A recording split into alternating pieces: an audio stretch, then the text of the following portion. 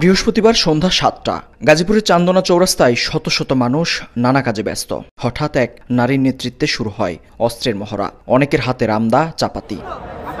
প্রত্যক্ষদর্শীরা জানান, সশস্ত্র মহড়ার ভিডিও ধারণ করছিলেন দৈনিক প্রতিদিনের কাগজের সাংবাদিক আসাদুজ্জামান তুহিন। এতে ক্ষিপ্ত হয়ে অস্ত্র নিয়ে ওই সাংবাদিককে ধাওয়া করে কয়েকজন। জীবন বাঁচাতে দৌড়ে চায়ের দোকানে আশ্রয় নেন তিনি। শত শত মানুষের সামনে এলোপাতাড়ি কুপিয়ে সাংবাদিক তুহিনকে হত্যা করা হয়। রাস্তার মাথায় ও আর আমি একসাথে আসতেছি, এর মধ্যেই মহিলা আর কয়েকটা ছেলে একজনটা ধাওয়ানি মারছে, সে সাদা শার্ট গায়ে দেওয়া।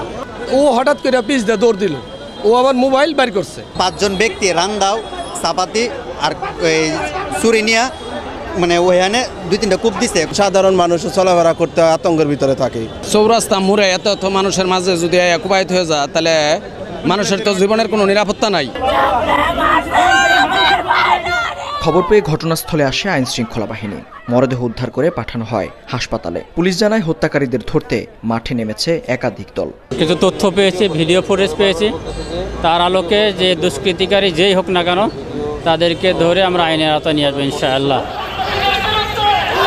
সাংবাদিক হত্যাকাণ্ডের পর ফুঁসে উঠে নগরবাসী।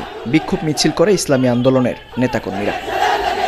এদিন চাঁদাবাজির খবর প্রকাশের জেরে সদর থানা এলাকায় আরেক সাংবাদিককে নৃশংসভাবে নির্যাতনের ভিডিও সামাজিক যোগাযোগ মাধ্যমে ছড়িয়ে পড়ে, যেখানে নির্যাতনের পর ওই ভুক্তভোগীর পা ইঁটি দিয়ে থেতলে দিতে দেখা যায় একদল যুবককে।